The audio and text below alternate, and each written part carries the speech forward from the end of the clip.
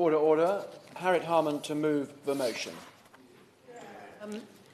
Thank you very much, Mr. Bellingham, and it's a pleasure to speak in this committee with you in the chair, and I'm grateful to the liaison committee for giving us this opportunity to discuss the report of the Joint Committee on Human Rights, our report on freedom of speech in universities. And I'm grateful to the Minister who's here, and particularly to those members of the committee, as well as the Honourable Member who's representing the SNP and our own front bench who are here.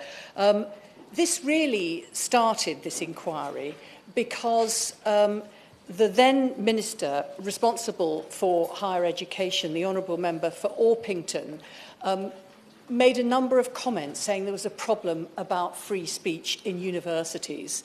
And bearing in mind the importance of free speech to the Joint Committee on Human Rights and bearing in mind the importance of it in universities, we thought it was right that our Joint Committee on Human Rights should look into it.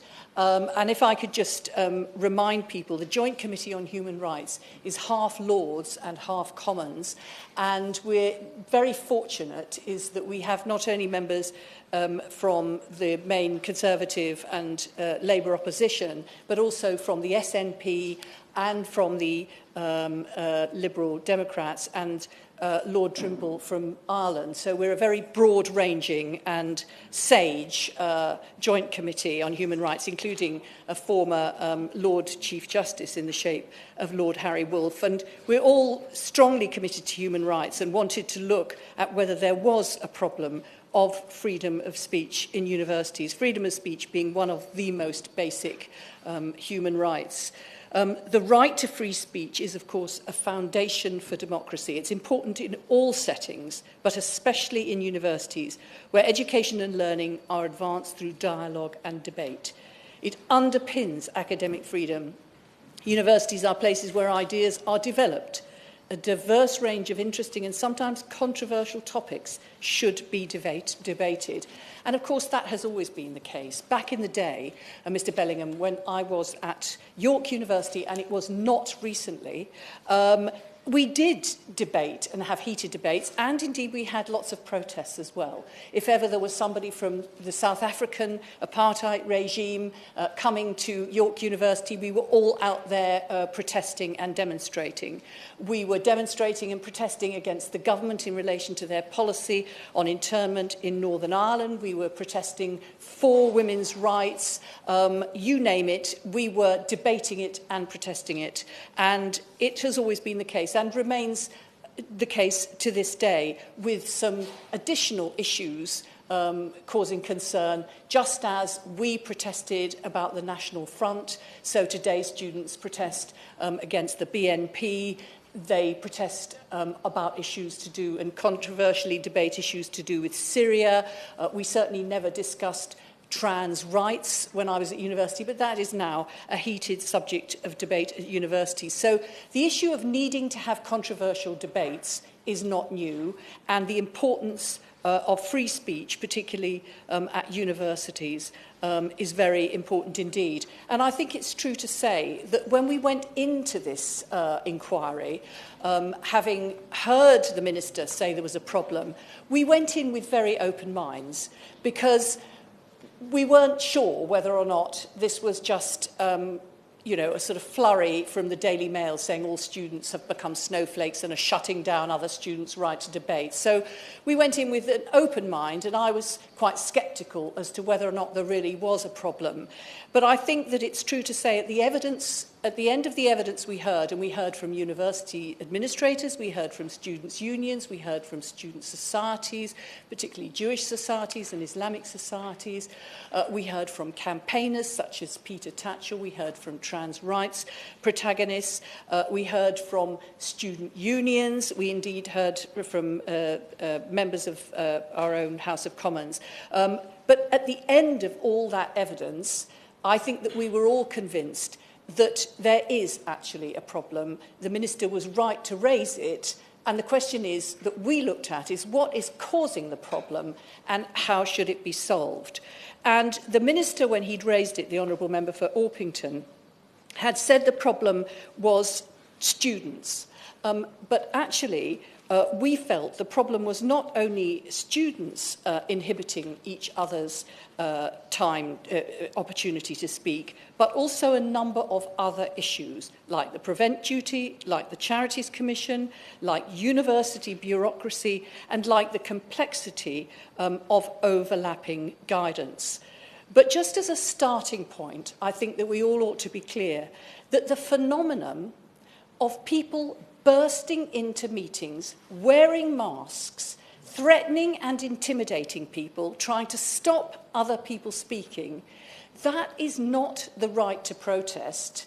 That is actually criminal activity. And none of us on the Joint Committee on Human Rights feel any sympathy at all with people who say they are exercising their right to protest, but they come in with masks and set off smoke bombs. And we have an unequivocal view about that, is that for a start, we don't actually know whether those who've been doing that are actually students, because obviously they're masked, and sometimes when their identity's been disclosed, it turns out they aren't students, in which case, anyway, they should be being charged with breach of the peace, threatening behaviour, and any other criminal offence which suits the occasion.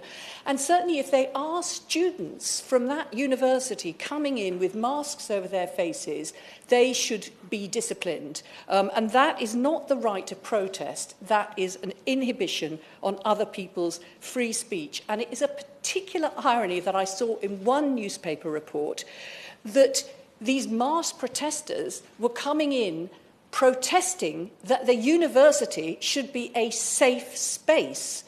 And nothing is less safe than actually the idea of somebody coming in, breaking into a meeting, threatening people and wearing a mask. So we held no truck with that. And, you know, however infrequently it happens, it absolutely must be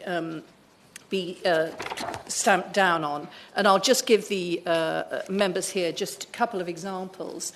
In March this year, the KCL, King's College London Libertarian Society, invited speakers in.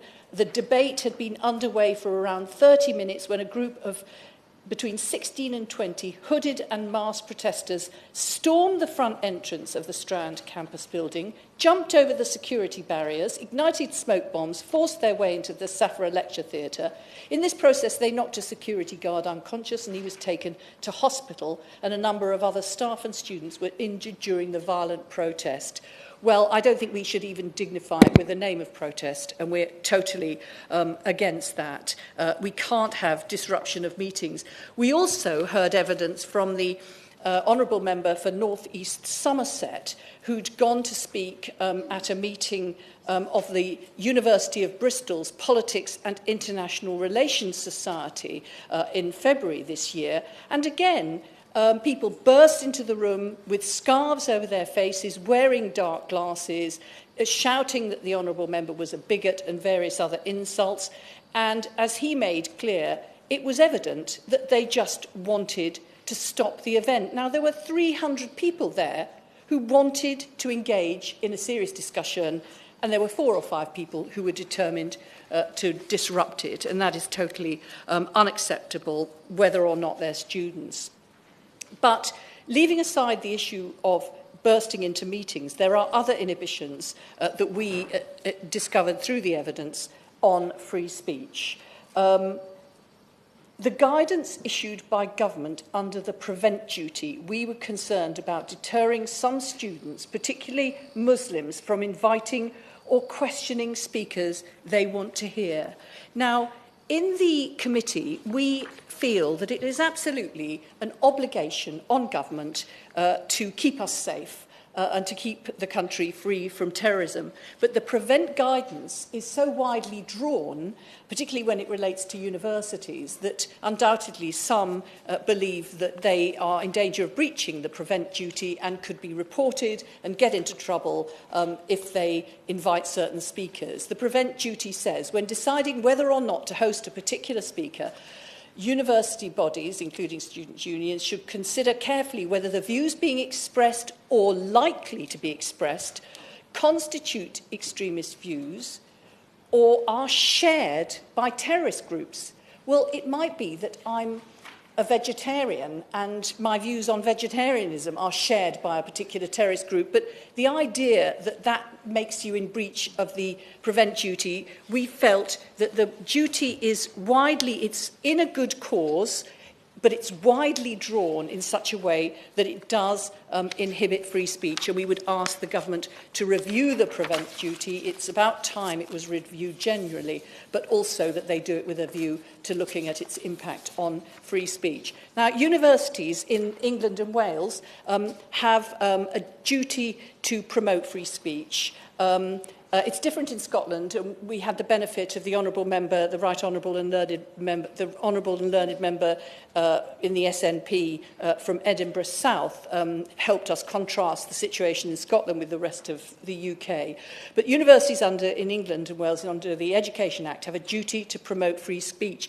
But the problem is the way some of them go about it, ironically, ends up inhibiting free speech. Hansard won't be able to report, but if honourable members can see this organogram, which is basically what the students have to go through when applying for a meeting. You know, there's application forms to fill in, there's time limits to comply with.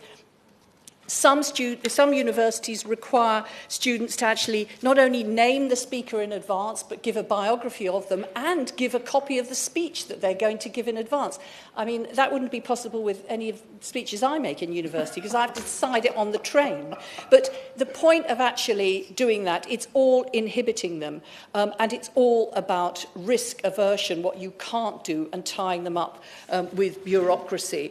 The free speech policy on Newcastle, their code of conduct for external speakers, warns against universities, people communicating in a way that should not unreasonably offend others. The thing is that is not acceptable. We should have free speech, even if it is found to be offensive by some others. And Southampton talk a lot about speakers holding controversial views. The whole point about a debate is it's two different views, and therefore people shouldn't shy away from controversy. And some of the university procedures are controversy-averse, and we thought that was in opposition to free speech.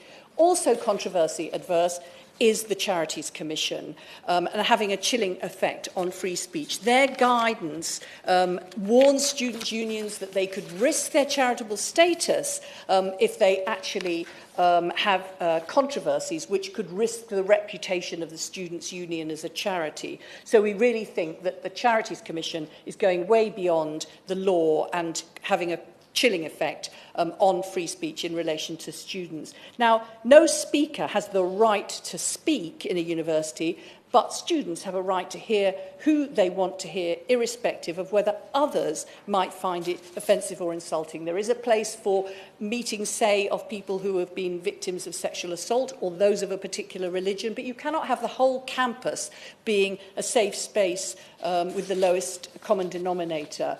There's an overlapping set of guidance from many institutions, and therefore I'm grateful, including the Equality and Human Rights Commission. And therefore what we did in our committee, Mr. Bellingham, is we drew up our own guidance. And because we are heaving with lawyers with good political judgment on our committee, and because we have very expert legal advice on the Joint Committee of Human Rights, this is the law. When you've got the Lord Chief Justice on your committee, you get the law right, and that's what we've done. So we've saved the Minister and his department any effort. We've issued a guidance for free speech, guidance for universities and students at organising events, which says you can say whatever you like, so long as it's not against the law, and this is what the law is.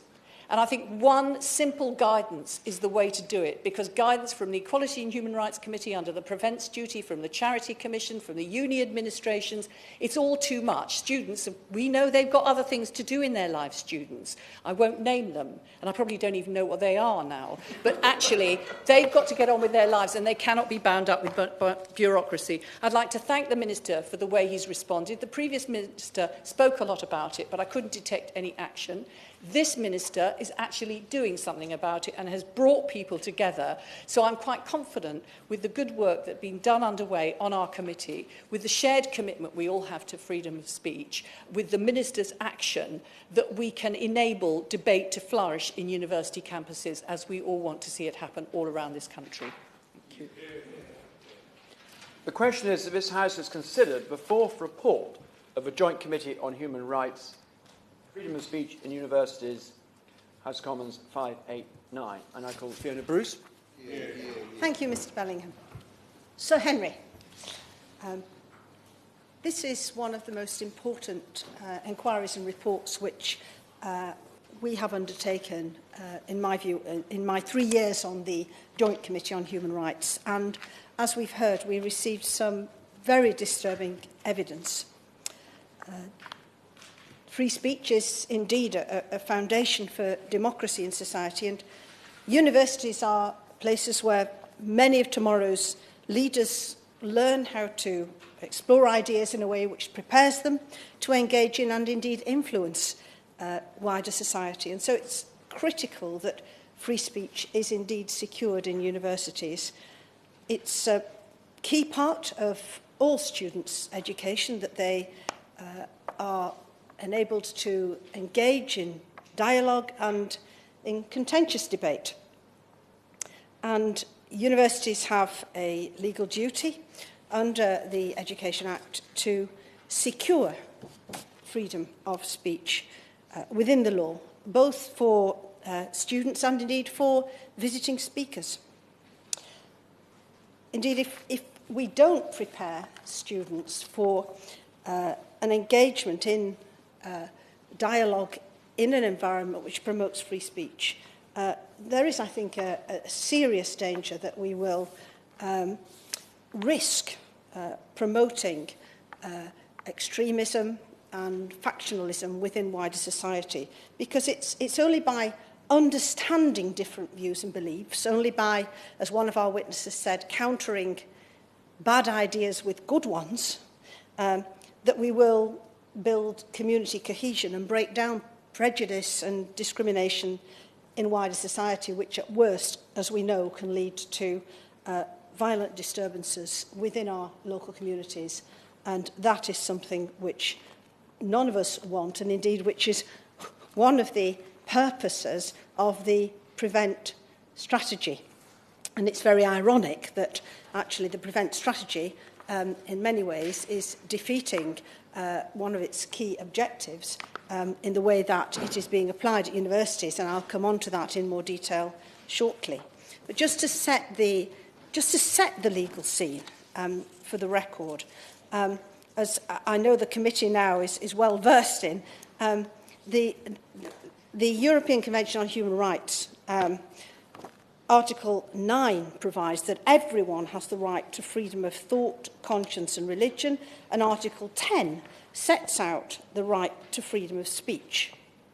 A right to hold opinions and to receive and impart information and ideas without interference by public authority. And this can extend to the right to say things which might disturb a listener, which indeed the listener might find offensive or even shocking. Free speech, yes, it isn't an absolute right. There are limitations on it to ensure that it's not exercised in a way that causes harm to others, for example, by inciting murder, violence or terrorism, or stirring up racial hatred or hatred to other groups, or if it's defamatory or malicious or constitutes harassment. But we found that within the university settings that the inhibitions, the restrictions on free speech were going far further than this. And there were a number of factors which were limiting free speech at university, and I'll summarise these very briefly and then go into detail with regard to some of them. One of them was as we've heard, incidents of unacceptable and intimidatory behaviour by protesters intent on preventing free speech and debate. Another, as we've heard, unnecessary bureaucracy imposed on those organising events. And then, as I've touched on, some confusion over what the prevent duty entails.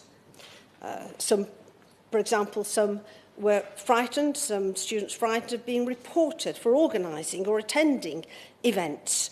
And that might, for example, result in them being investigated as potentially involved in extremism, which draws people into terrorism. Considerable confusion about this.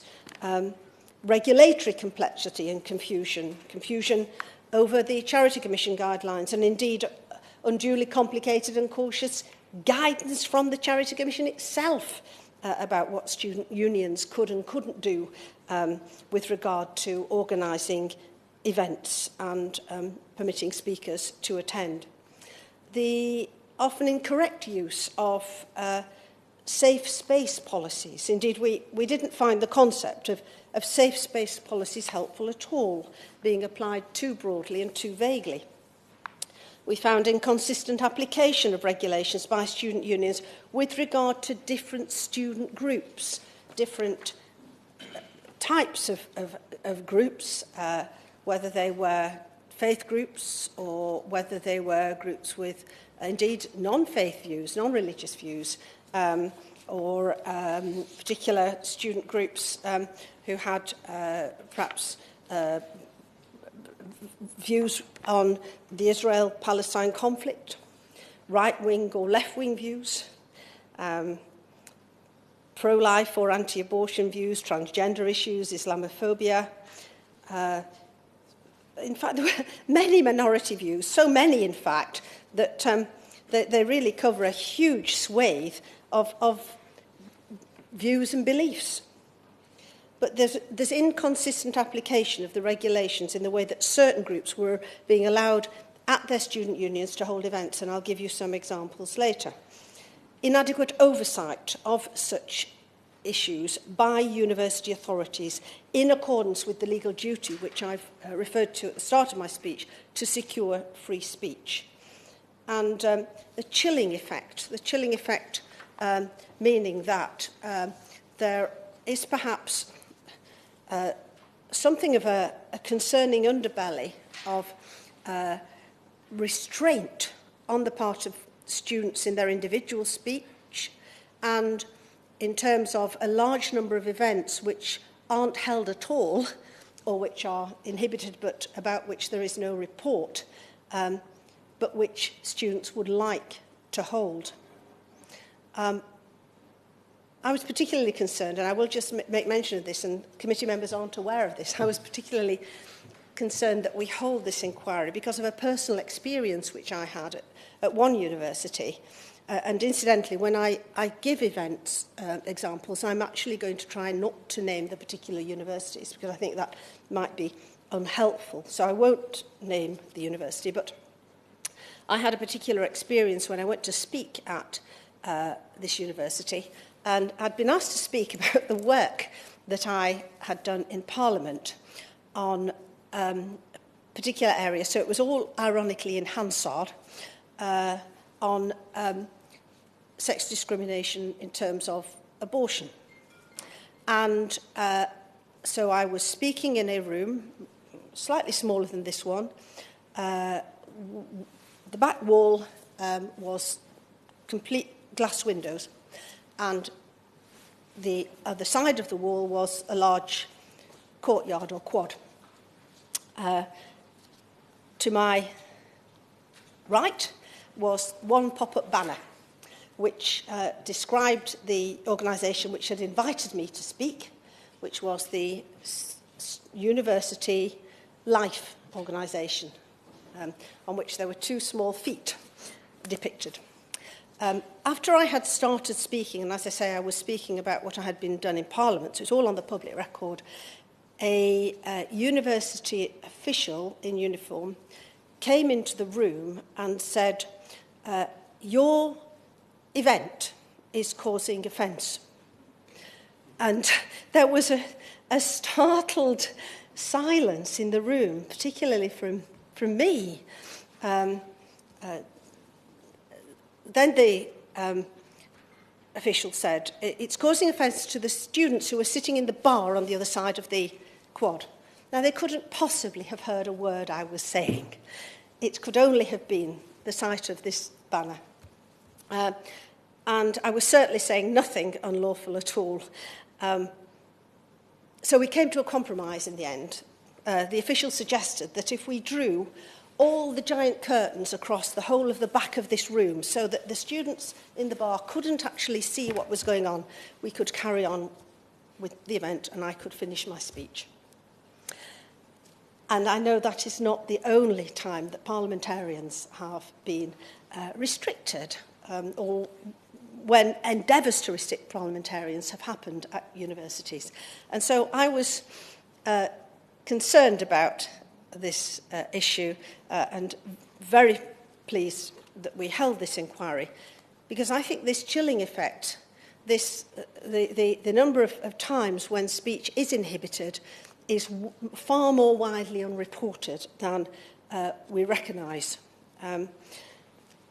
It's often a chilling effect on students who hold minority views, and it's, I believe, emboldening students who want to actually silence or censor the views that they think are themselves wrong or offensive.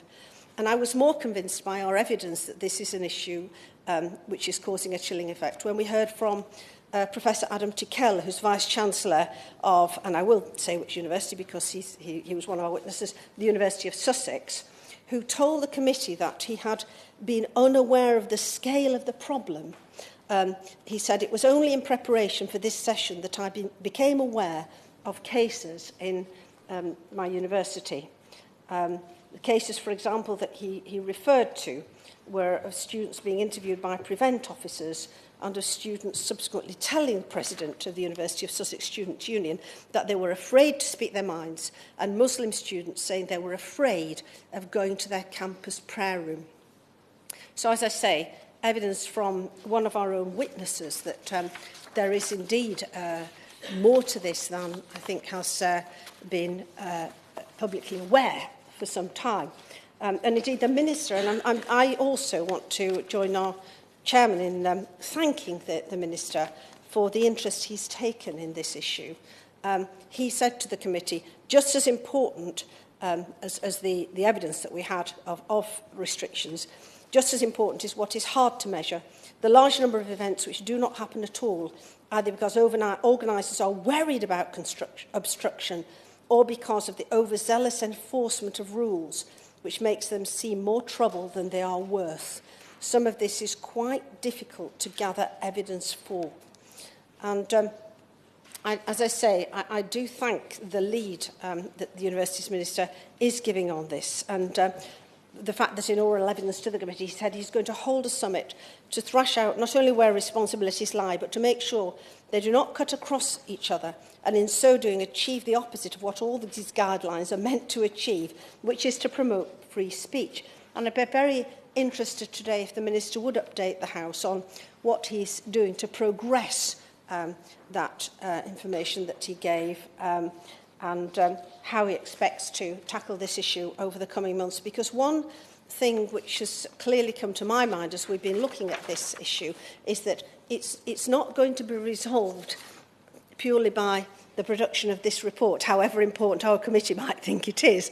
I believe we've highlighted an issue which is going to take some considerable tackling on the part of a number of organisations and bodies. And so perhaps I will now move on to just have a look at the Charity Commission in a little bit more detail. Before my give way, I'm most grateful to her, and she's making a very, very powerful case, and I'm most grateful to our Right Honourable friend, the Chair of the Committee, for the way in which she's led this inquiry. But would my honourable friend agree with me that perhaps universities and indeed student unions could take a more proactive role and encourage debate rather than trying to wait for debates to come up and then seeing whether they're lawful or not and whether they should go ahead? They could perhaps take a more overt stance. There are so many issues. The range of issues which is debated in universities is often pretty narrow. If I look at the range that we debate here, or the concerns that there are globally about the problems of youth unemployment globally, the problems of, let's take, for example, the situation in the Democratic Republic of Congo over the last 10, 20 years, where 6 million people have been killed or died as a result of civil unrest and other disturbances there. I very rarely see debates in universities on these incredibly important matters. They tend to be confined to very important issues, but I would say a fairly narrow range. The Honourable Member for Stafford, as always, makes a very pertinent point, and indeed I will refer to it in a moment with regard to the Charity Commission's guidelines. But yes, if you look at the actual wording of Section 43 of the Education Act 1986, it actually says it imposes an obligation on university governing bodies to take reasonably practicable steps to ensure that freedom of speech within the law is secured both on university and student union premises. And I have actually written underneath proactive. This is a proactive clause. It is requiring them to actually take steps to secure free speech. So I entirely agree. But it isn't helped, for example, when, as charities, student unions have been told that they can only devote resources to or campaign on issues which further their charitable purposes. And the Charities Commission has been interpreting this in, I think, and I think our committee agrees, far too narrow a way. The Charity Commission guidance for students' unions indicates, for example, that it would consider it acceptable for charitable students' unions to comment on street lighting near the campus, because this issue fulfills their charitable purposes as it affects students as students. But the Commission would consider it unacceptable for students' unions to comment publicly on issues which do not directly affect the welfare of students as students, such as, and this is the Charity Commission's own example, the treatment of political prisoners in a foreign country, which makes the point very well that the Honourable Member for Stafford has said. Now, the Minister told our committee that the Charity Commission guidance should go further and facilitate the promotion of free speech. It should be giving student unions the permission to host debates about controversial issues and expose students to a wide range of viewpoints. Indeed, he said, that should be the core purpose. And this is quite right, because it isn't just preferable that free speech is promoted and protected in universities. As we've said, it should be a prerequisite for any university which is going to achieve its educational purposes. And I'm very pleased that actually the Charity Commission have acknowledged as much this week and have announced in response to our report that it is going to create new guidance in this area. Helen Stevenson, Chief Executive of the Charity Commission, said, I understand yesterday, that charitable students' unions, universities and other higher education providers can challenge traditional boundaries, encourage free exchange of views and host speakers with a range of opinions, including those who might be controversial or divide opinion. These activities are entirely in line with their aims to promote education. And that is a very pleasing response to our report. My honourable friend give way. Certainly. I'm most grateful to her. And I came across, I believe it is the 200th anniversary of the birth of Karl Marx this year, if I'm not incorrect, who was born in Trier in Germany. And he was effectively expelled from Germany because he was the editor of a newspaper which exercised the right of free speech. So it would be absolutely, for those students who are perhaps slightly to the left of some of us here today, to point to the example of Karl Marx as someone who was the victim of university authorities or town authorities, city authorities in Trier, because he wanted to exercise free speech. So from whatever political point you look at, free speech is absolutely vital to secure the rights of individual citizens, as he was trying to do in that case. An excellent example, and I hope it will also encourage students to the right of Karl Marx, because I have spoken to a number of students who have recently said, well, I wouldn't admit to being a conservative on campus. So turning now, if I may, to briefly the issue of safe spaces. Our committee concluded that this concept, having been extended to entire university campuses, is unhelpful. Actually, it's not only unhelpful, but if there are minority views which are suppressed across the whole campus, but they are not views which are so extreme as to be promoting terrorism or inciting the kind of activity that I referred to earlier, then it's actually against the law, impinging as it does on the right to free speech under Article 10. Now, a number of student unions in evidence to us tried to argue that it's necessary to limit speakers who cause harm through speech. Harm caused because people might find speech disturbing or upsetting. But as our report says, this is counter and detrimental to free speech.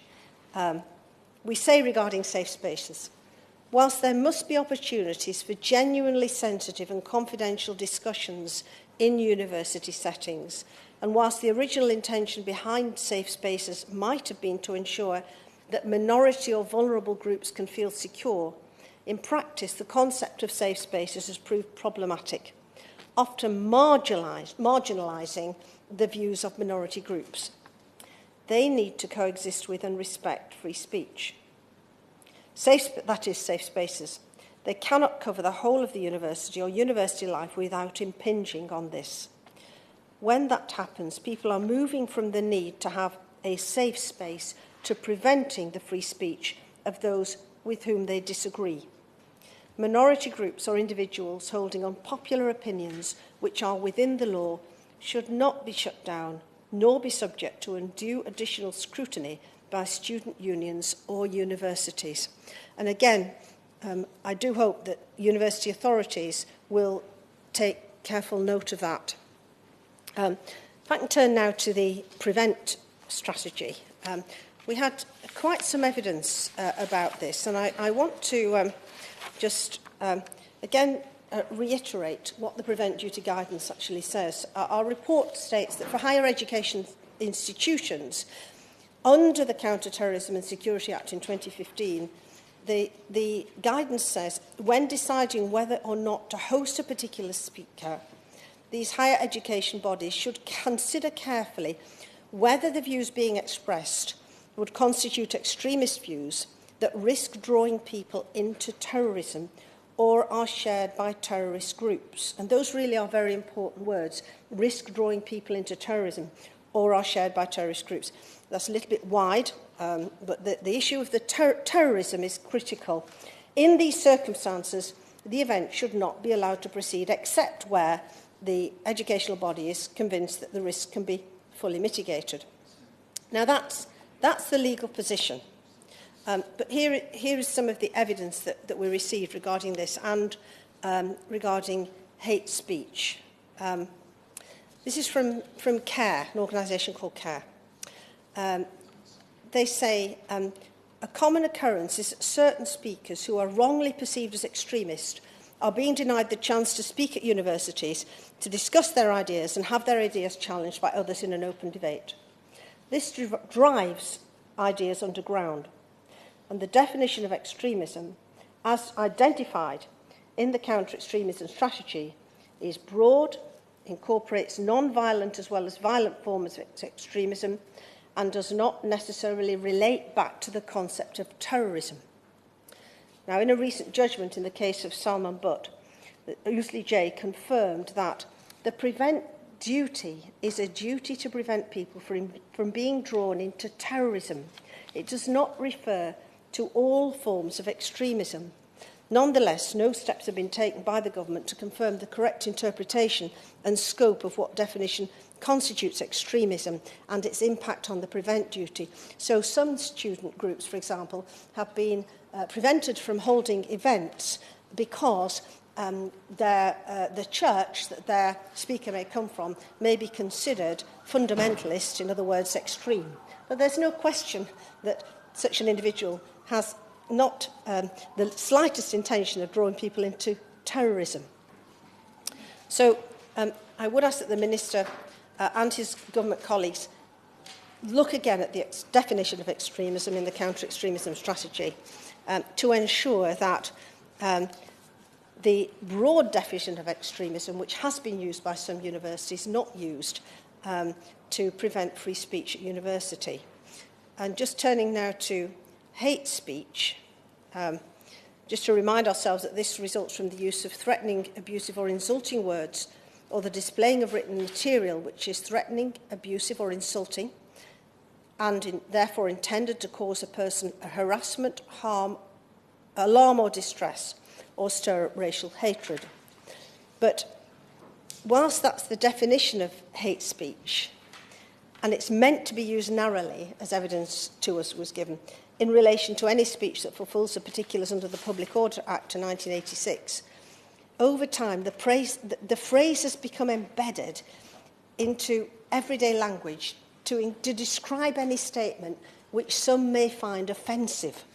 And there is an increasing tendency for this to happen at universities, and so to conflate offensive speech with hate speech, which has resulted in a far greater willingness to countenance censorship.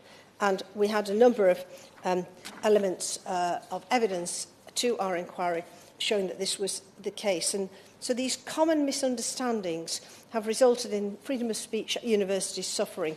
And I would be grateful if the Minister would have a look at particularly the evidence of care within our inquiry report so that an appropriate application can be applied at universities. So turning quickly on, I just want to, more or less in closing, give a few examples of the kind of issues that were given to us in evidence. One piece of evidence told us of a university which has introduced emotional risk assessments from December 2016, which are used in an invasive and heavy-handed way and have resulted in the Students' Association telling student groups what they can and can't do and say. In some cases, all of a student group's activity, including weekly meetings, events and emails that were sent to outside students or speakers, had to be approved in advance by the Students' Association. It meant that one or two people in the Students' Association office were basically able to make operations of this students' group impossible. They rejected events because they were too provocative. They wouldn't, for example, allow talks and discussions which made specific reference to the Manchester terrorist attacks or Hurricane Gregory in case the specific incidents of suffering caused upset. Another group was not allowed to have a stand at a Freshers' Fair unless it was unmanned. Another group was told at another university that they had to provide the name of any invited speakers, the topic and an outline of their talk 21 days in advance of the event. There are other universities where we're told that there was not only a subculture of safe spaces and hurtful speech, but also trigger warnings. Students are encouraged to catastrophize when they hear something controversial or challenging, rather than to engage with new ideas robustly. And that is hardly a preparation for the world of work. An ethics society was told that they couldn't hold an event because they would be asking for volunteers during the event, and this contravened university policy guidelines. On further inspection, it was found that no such guidelines exist either within the union or the university. Another group, again, was told they would be refused affiliation to the Students' Union on the ground of violating union policies regarding discrimination and equal opportunity, but on reading the union policy, no such violation was found. Several groups, and particularly pro-life groups, were prevented from holding events at Freshers' Fairs or from exhibiting material or events at Freshers' Fairs, which, on further investigation, were either being used in primary schools or in further education material. So that there are real problems for many groups in arranging external speakers and organising events. The Alliance of Pro-Life Students said, pro-life societies are often given an undue burden to host events and are subject to mediations which other societies are not. Humanist groups said that student unions and universities repeatedly shut down expressive conduct deemed by them to be wrong, offensive or harmful, particularly with regard to criticism of religious beliefs. Such groups told us that student unions were making arbitrary decisions about the views to which students should be exposed. Many student unions, they say, do not have clear or coherent democratic policies in place, which means that voting in a certain way, or no platforming, or getting safe space policies into official union policy is surprisingly easy. If unions had better guidelines for democratic policies, and their union officials actually face sanctions for disregarding freedom of speech, the union and therefore the university environments would become both more democratic and more open to diverse viewpoints. So, in closing, I would just say, as I've said before, that I don't believe that this issue is going to be resolved overnight. I am encouraged that the Minister is determined to address it. It's quite clear since our report that more instances have come to light. I and a colleague on the committee received, for example, an email from UK Lawyers for Israel just this week, in which they raised a number of concerns about specific policies on university campuses, including ticketing requirements, restrictions on advertising. They say that whilst our report does mention some pro-Israel events were disrupted, this happens on many other occasions, and the impact of such disruptions that can be that it leads to not only burdensome regulations and requirements for future events, but cost and time, the administration burden, the need to protect from hostile protests is leaving students running such societies exhausted and put off from running such events. They say universities, and again this echoes another of our comments, must impose penalties on students who incite, encourage or participate in the disruption of meetings. So I will close with that. It's a very full report. There's much more to it. I thank the Minister again for his interest and look forward to his response and future action. I now called Alex Burkhart, but it might be of interest for the Honourable of Brentwood and Ongar to know that I plan to start the wind-ups at 4 o'clock. Thank you, Mr. Chair. It's a pleasure to serve under your chairmanship. And I obviously stand before the Hall as a member of the Joint Committee on Human Rights, and it's a pleasure to do so. I've greatly enjoyed my brief time on the committee, and I have to thank and congratulate our chair for her leadership and bringing together what I believe is an important and a timely report. I have an issue that we've been debating recently in the committee is the extent to which everyone in the country feels that the language and the existence of rights is something that they can identify with. I think even for those who don't immediately speak the language of rights, who don't think within a legal framework of rights, the right to the freedom of speech is something that is immediately resonant. Our right to stand up and say what we like within the law, to do so in the way we choose, is entirely central to how we live our personal and political lives. And so to feel that that right may be being inhibited in universities is a particularly worrying thing. I say that as someone who taught for a number of years at King's College London. I also taught at the University of Leicester. I did so very happily, and I have to say I never came across anything of the like that we've discussed in this report, but those were simpler times, Mr. Chairman. The truth is, as the Right Honourable Member for Camberwell and Peckham has laid out so clearly, is that we do have a problem in some of our universities in the way in which students' right to free speech is being inhibited. And I think that falls really into three basic areas which have already been discussed by my colleagues. But it's, and they are, of course, that there is protest shutting freedom of speech down, that there are political attitudes of no platforming that are preventing people from being heard, and there is an unhelpful, risk-averse bureaucracy that is jamming up the process of holding events altogether.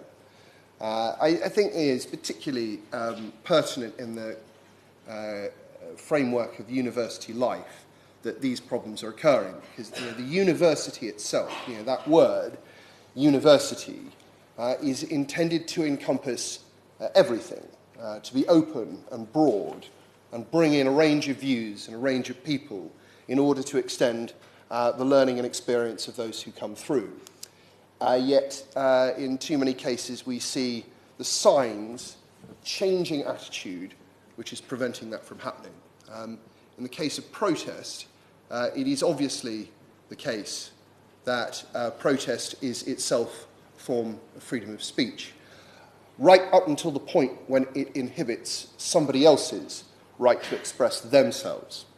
And in the cases that were brought to our attention, particularly what is now a reasonably famous case of, I regret to say, from the university where I taught, from King's College London, where masked protesters broke into a peaceful debate and set off smoke alarms so that the building had to be evacuated, and so completely shut down the discussion that was going on.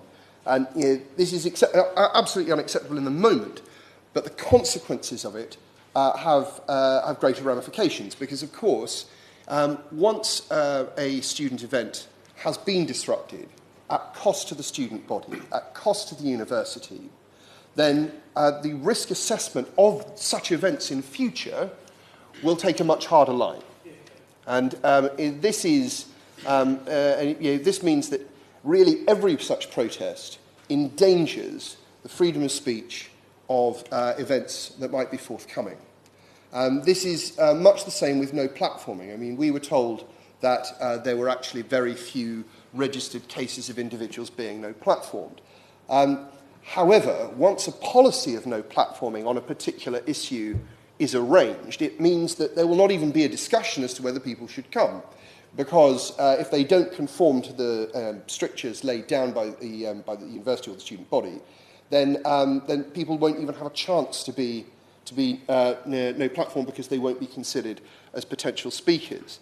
I have to say that we must encourage those working in the universities and those students within universities to remember that if someone stands on a platform and breaks the law by giving a speech, it is they who are culpable. It is not automatically the student body that must carry the can. It is not automatically the university that must carry the can.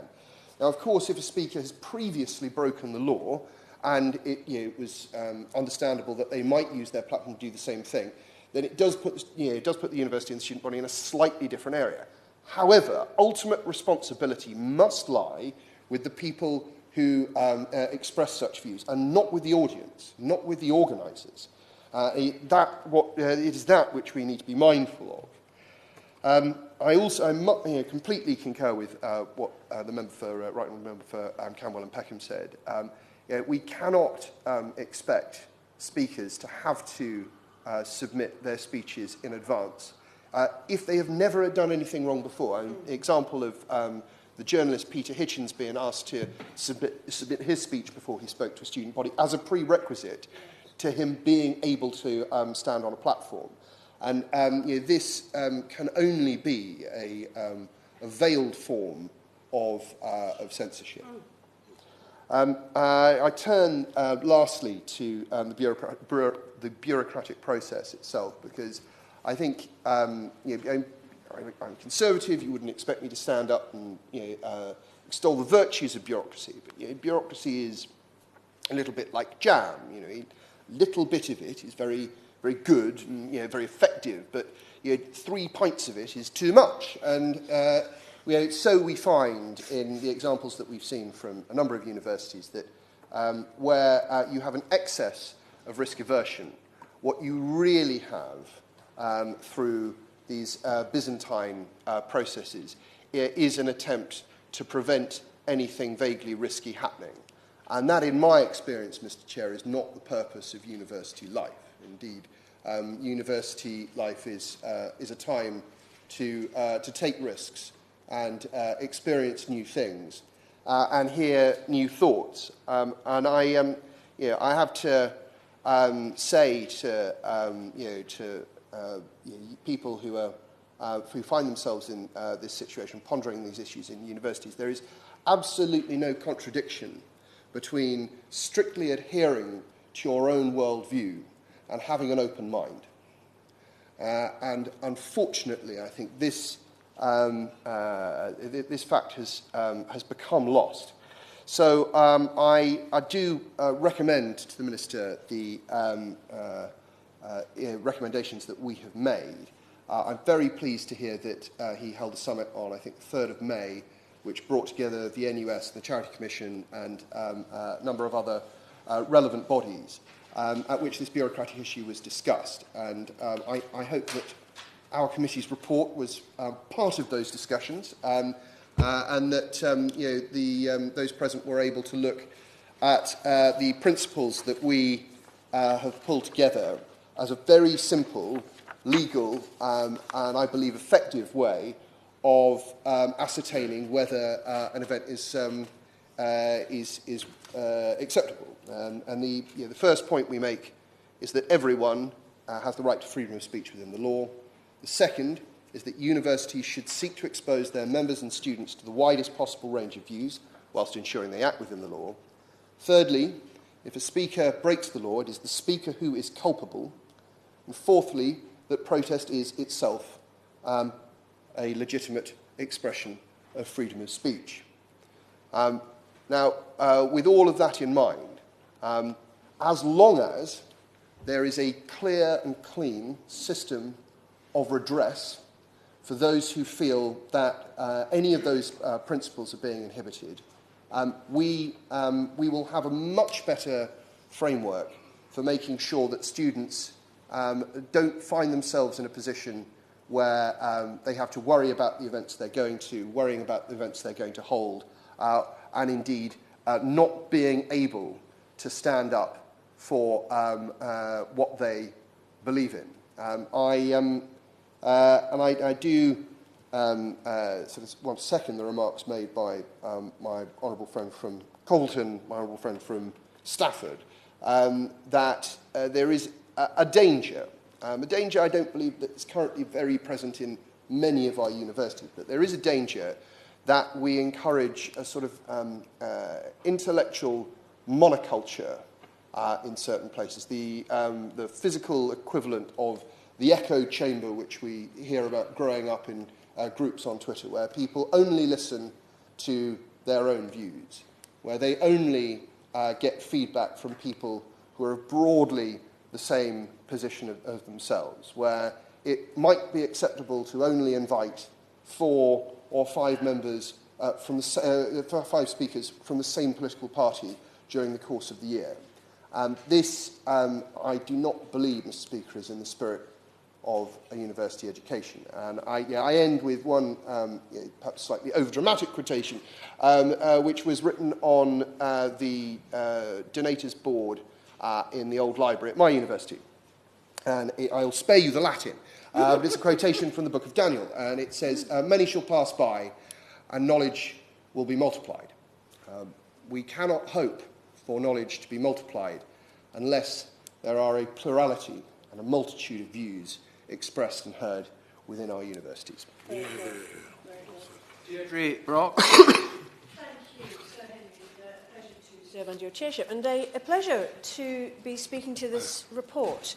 I commend the committee on it. I think it's a very, very interesting read, and I'm certainly very pleased to hear that the Minister and the Charities Commission in England is going to be paying some attention to its recommendations, and I look forward to hearing the Minister's contribution later on that.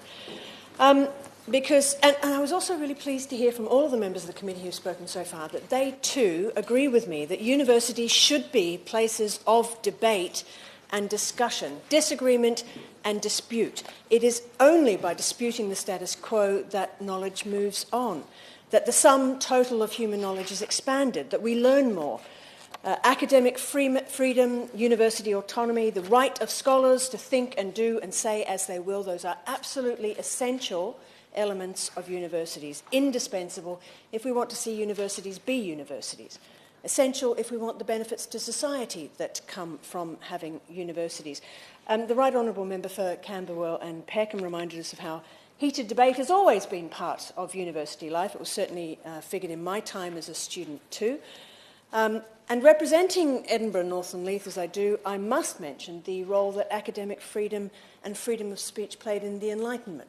Those freedoms were so important in incubating the freedom of thought and rebellion against orthodoxy that underpinned these expansive thoughts of Enlightenment figures. Without those freedoms, we wouldn't have had that Enlightenment, and we wouldn't have had the world as we know it today. Free speech has created our world and continues to create it anew.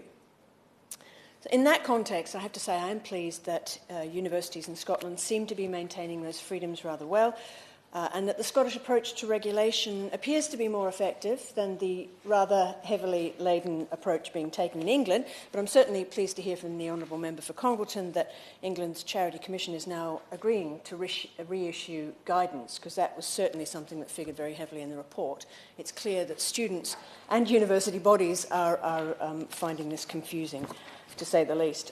But freedom of speech, though, is not an indivisible right. It doesn't sit alone and gleaming like some immutable and omnipotent deity. It doesn't exist outside of human interaction or outside of society. There is no free speech without stout defence of it and without rational and reasonable care being taken of the privilege.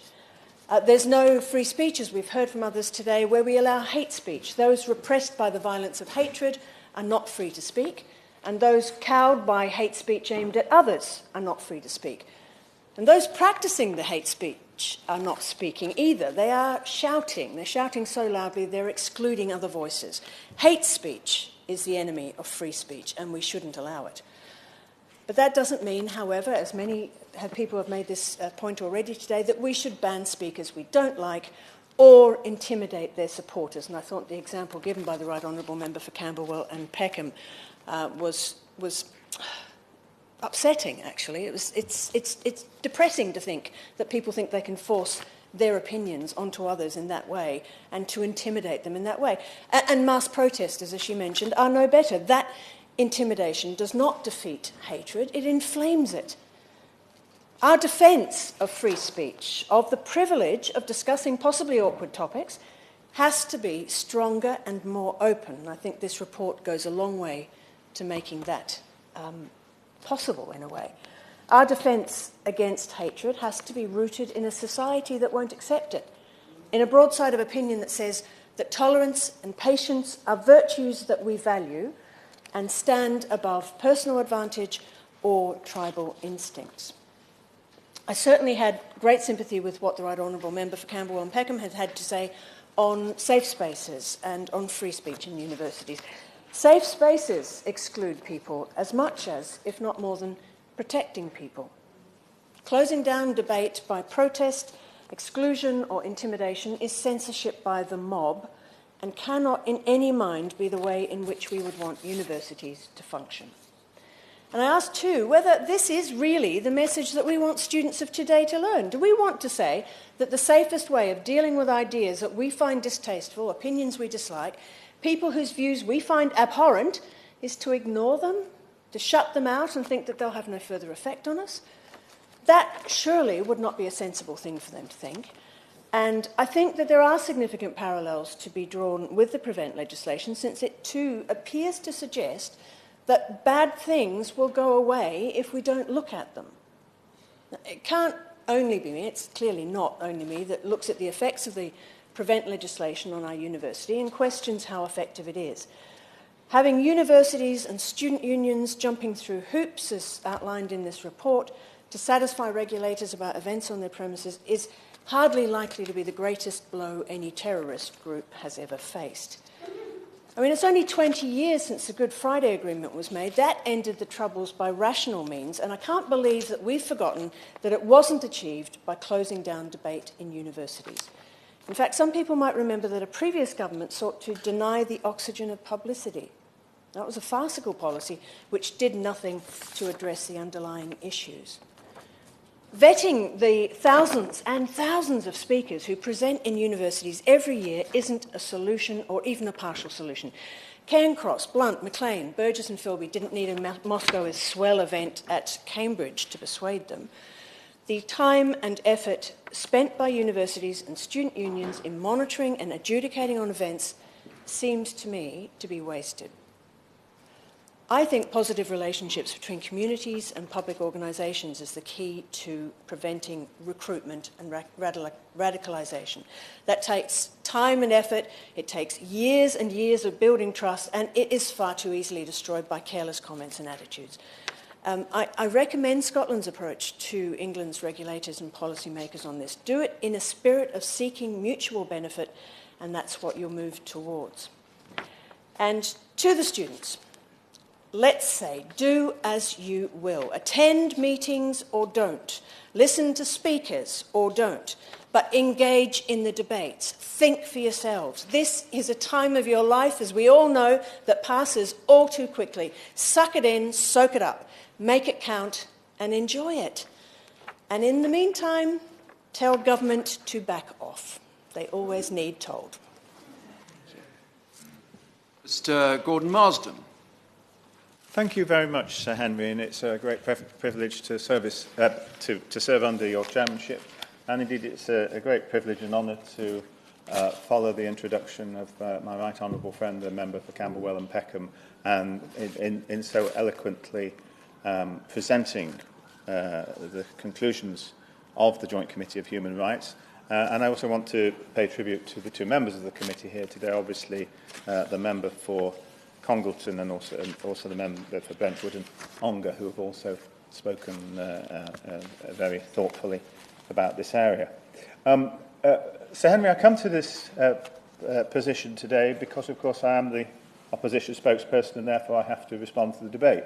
But I also bring other things to it, I hope, one of which is having been a long-standing member in the past of select committees, and particularly education-related select committees, and the process of the importance of the process of an evidence-driven process, rather than obiter dicta that are floated out sometimes to be massaged and expanded by the mainstream media.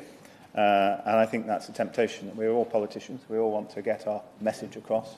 That's a temptation that some of us succumb rather too rapidly to. But I also come today bearing, in my case, many of the tenets that I was taught, and if you are a historian, you're told to look at these things, and the process of thesis, antithesis, and synthesis, on which not just historians, but many other disciplines and humanities depend. And of course, and I'm grateful to the Honourable lady, the member for Edinburgh North and Leith, for reminding us of the importance of the Enlightenment, and the Scottish Enlightenment in particular, that played a part in that process. The classic statement, of course, of libertarian Enlightenment, and I'm not going to quote it completely accurately, but it comes from Voltaire, and it goes something along the lines of, I might hugely disagree with your opinions, but I will defend to the death your right to say them. And those are important principles, and it is very good indeed that in their report the Joint Committee went back to, they didn't give us a great historical exegesis of it, but you went right, the committee went right back to some of those first principles, and really importantly, of course, to the Education Act of 1986, which forms a very useful context in which the committee has brought forward those proposals. The Right Honourable Member for Camberwell and Peckham was absolutely right, and not in any way immodest, to say that the members of her committee had a huge broad area of experience, and not all select committees inevitably can have that. And from that point of view, I think it's incumbent on all of us, whether in government or in opposition, to look very carefully at and to examine what has been said. For my part, I think they have delivered an admirable synthesis in fairly crisp and straightforward terms. It would have been very easy to have got bogged down in lots of, with all those lawyers, lots of legal terms and all the rest of it. And I don't think anyone, the test is, could someone outside of the legal world pick up this document and find it useful and helpful and understandable? And I think they could, Sir Henry. The Right Honourable Member, of course, talked about context, and context is really quite important. We're all tempted from time to time to go off into flights of philosophical fancy and great principles, but we need to be back, again as a historian, we need to come back from time to context. The Right Honourable Member Camberwell and Peckham drew briefly on her time at university. I was at university slightly later than the Right Honourable Member, so I was at Oxford. Of course, Oxford always being in the, a little bit behind, got some of its revolutionary activities a little bit later than everybody else. In fact, when I arrived in 1973, I found that we were in the process of occupying the university buildings in terms of getting a student union, something that had been discussed and argued about 5 years earlier in other universities. But let that pass. But context is important. We're marking this year the 50th anniversary of two sets of activities involving, well, one involving students and the other involving free speech, which very importantly changed our world. One of them, of course, was the wide scale of student protests in the 1960s, and Baroness Bakewell, a member of the Upper House, only the other week presented a marvellous programme on television about the context of the French événement in that respect and how that changed French society. But in that same year, in 1968, Enoch Powell, of course, gave his infamous Rivers of Blood speech. And both of those events still have resonance for us today when we are discussing, first of all, what the bounds should be to student protests, but also what the bounds should be to free speech. So I think those are important contexts to, and the Honourable Member is absolutely right to say that context changes things and the things that students want to talk about or the general public wants to talk about. And I'm slightly suspect of this idea that, and no disrespect to the Honourable Member for Stafford who's no longer with us, this idea that we could sort of have some sort of, universities, well, you should be talking about this, that, and the other. Students will talk about what students want to talk about. But what is important, and there may be more bread and butter today at some points than there would have been when the Right Honourable Member and myself were at university, when we were at university. But the crucial thing is that there should be spaces in which a broad number of them have that ability to talk. But I'm very suspicious of the idea that we, particularly those of us who are perhaps rather more removed from their student days than others, should pontificate about what student unions should do or choose to do. And I think that way sometimes madness lies. I think the report absolutely rightly talked about the potential dead hand of bureaucracy and inhibition. And sometimes with the rest of in the world, institutions and stakeholders, and sometimes they get excited by the project, do go ahead and develop things which on the face of it sound thoughtful, but end up in the horrendous organogram, I think, that the Right Honourable Member showed us. None of us are immune from that, but we do need from time to time to cut away at it and indeed to make fun of it. And I was reminded when we were talking about bureaucracy as a historian, that the famous phrase in Philip II's Empire, if death came from Madrid, I would be immortal. Because it is that sense of bureaucracies or powers bringing those things to themselves and thinking that they've got all the answers that can produce that sort of position. I think it's reasonably clear where the difference lies between breaching the right to free speech and the example that the Honourable Lady gave in that respect, I think, was a very important one. I want to touch briefly on the comments of the members from Congleton and Wentworth and Ongar. I thought that the Honourable Member from Congleton laid out very well some of the ridiculousness of some of the hokey-cokey of regulations, and the particular account that she gave of the curtains and everything else reminded me of the famous phrase in Measure for Measure, man, it happened to be in that case a man, presumably was on the occasion that the lady mentioned it, man, proud man, dressed in a little brief authority. And sometimes people do get off on that sort of thing. A charity commission, I don't think either, although I welcome their response to the report, I don't think they're either immune to that. And again, I think the examples that the Honourable Lady gave reminded me, again, take a medieval parallel, a little bit like scholastics trying to decide how many angels could dance on a pin. The Honourable Member for Brentwood Onward talked about rights and talked about the law, and I'm sympathetic to that. But I think we all have to remember that the law itself is not an immutable concept. The laws, from time to time, disadvantage citizens in our society and need to be challenged. 50 years ago, gay people in this country were mildly celebrating the passage of the Sexual Offences Act. Principles are not always the same. We look up at the screen today, what is being debated in the other chamber, homophobia, transphobia and biphobia. We may have different views as to the importance of that compared to relevant other things, but the context changes things. So it is really important that we have those things in mind. And we've heard today that there is not a pervasive problem with freedom of speech at our universities. And some of the press accounts of widespread suppression of free speech have been out of kilter with reality. Committee members did not find the wholesale censorship of debate which media coverage had suggested. I mean, that's not to say the report doesn't draw attention to a number of really important factors limiting free speech. And there is inevitably some real confusion about how regulations apply to student unions. And that's why it was important that the committee undertook that student union survey, which showed that 25 out of 33 student union officers said that the restriction of free speech was not a problem at that university. I won't, I'm afraid. I have little enough time, I'm afraid, to speak, so I will just carry on. The Chief Executive of the Universities UK recently said that tens of thousands of speaking events are put on every year across the country, and the majority do pass without incident.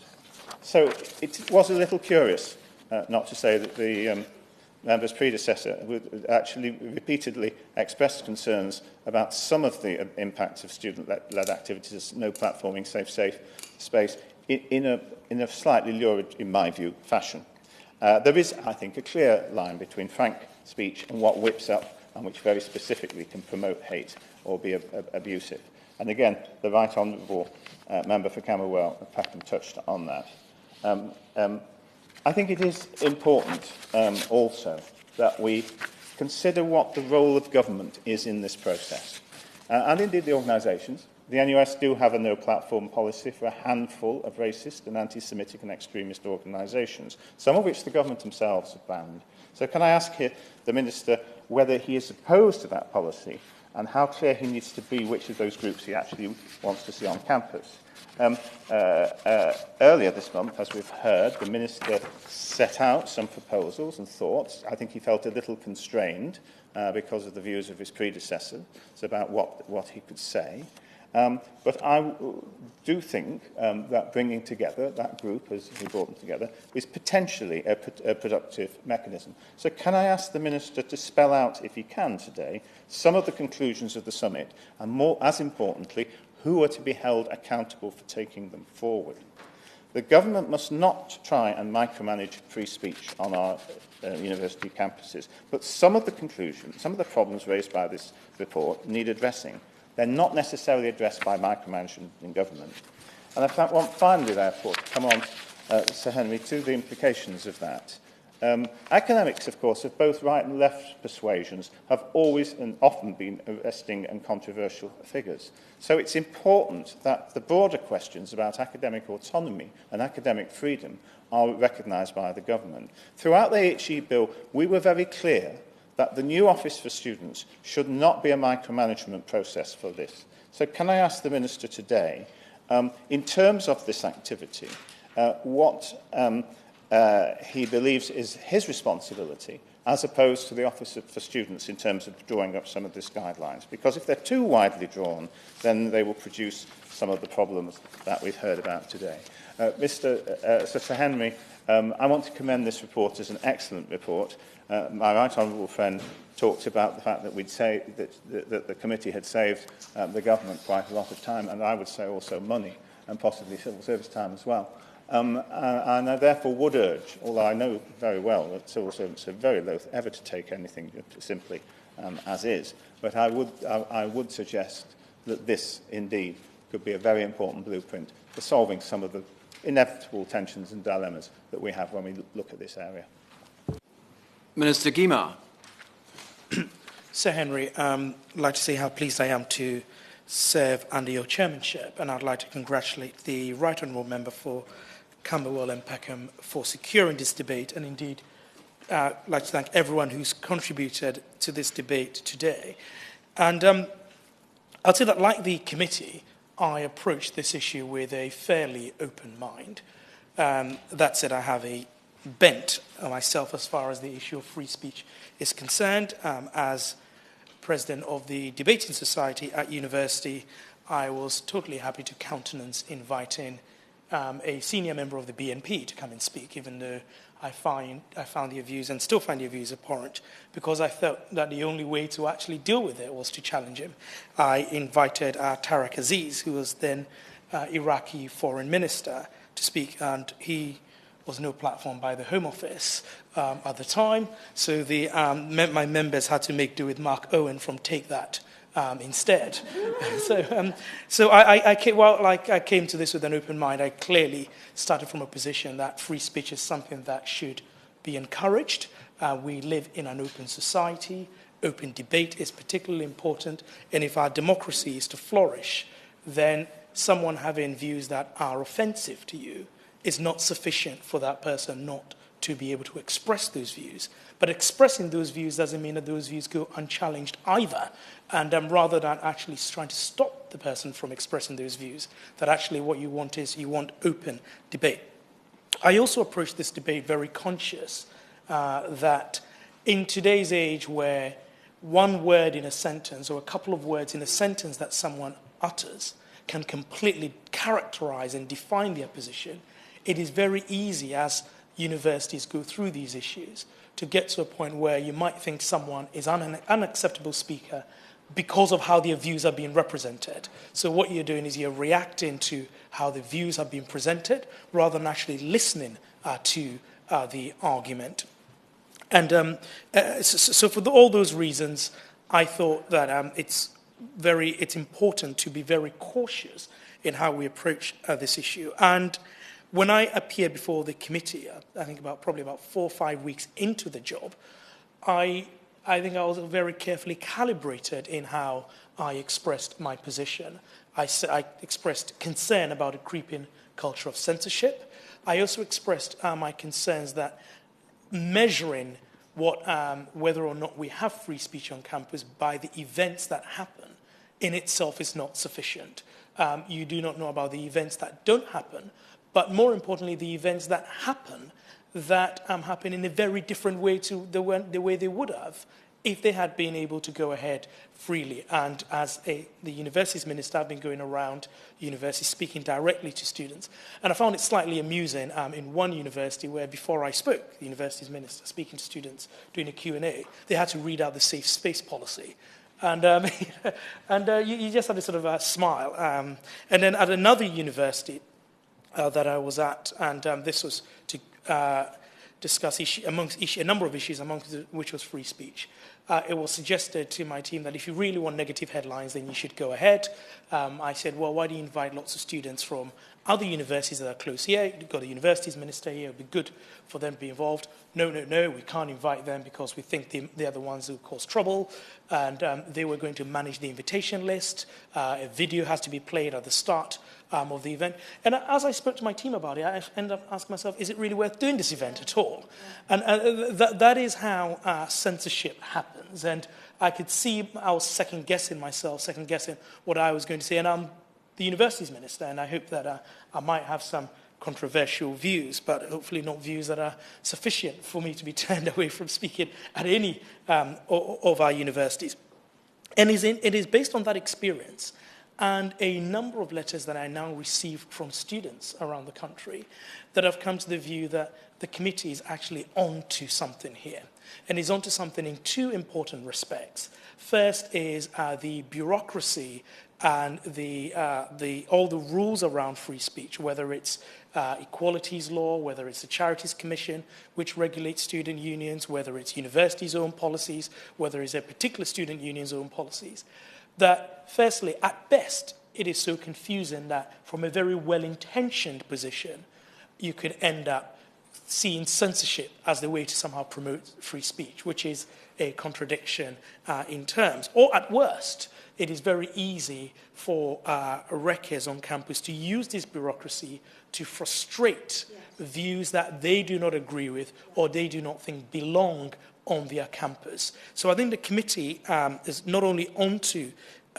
something really significant here, but I think that the work that the committee has done, which is very even-handed and level-headed in its approach, provides a very good basis on which to proceed. It is a cross-party committee. It is also a committee with members from both houses of parliament on it. So this is not one party in government trying to use free speech as a wedge. And I think that's the last thing I would want to do.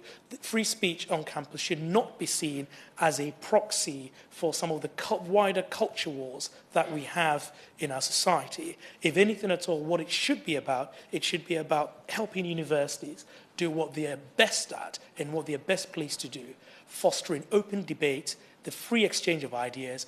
Often there is a clash, but that clash should be seen as something positive rather than something that we want to rail against or stop. So I very much welcome the committee's report, and I welcome the recommendations. Often, having been a minister for a number of years now, when you receive a select committee's report, you can spend your time as a minister scratching your head thinking, how do you respond, doing the least we have to do and then kind of move on.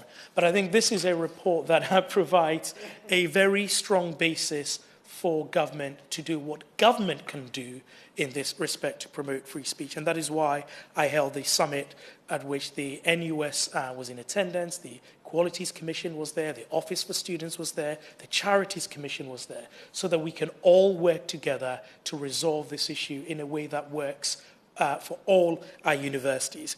And thankfully, the committee didn't just come up with a set of recommendations, also came up with its own guidance.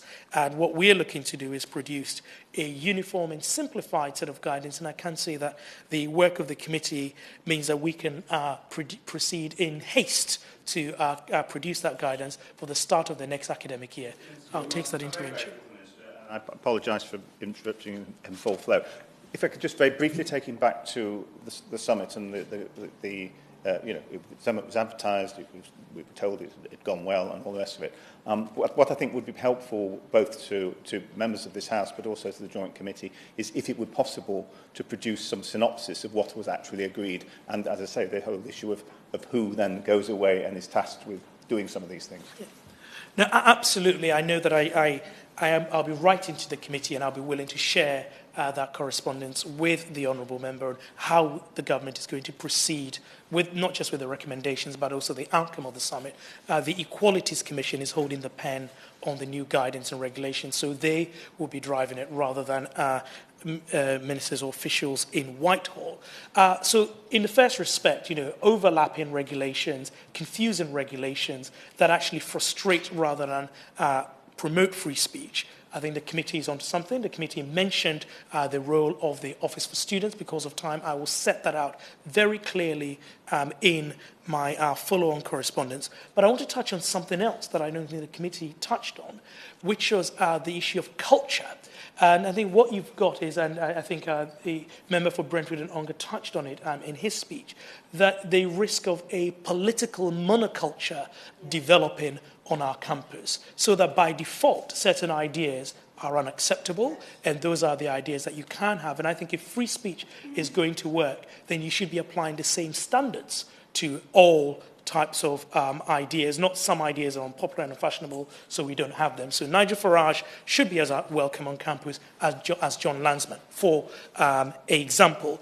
But also, I think protest has a place. I think you want active debate, you also want active protest. You want peaceful protest, but where protest is unacceptable is when protest is actually a deliberate attempt to frustrate an event from taking place because you disagree with the ideas that are happening. I think culture, and it's very difficult to solve, that is one area that I would say the committee didn't look at, but I think is another area, it's an area that we really need to tackle in order to ensure that our universities are truly bastions of free speech.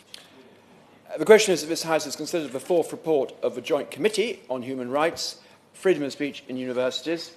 As many as are of that opinion say aye. Of the contrary, no. I think the ayes have it. The ayes have it. Order. The sitting stands adjourned.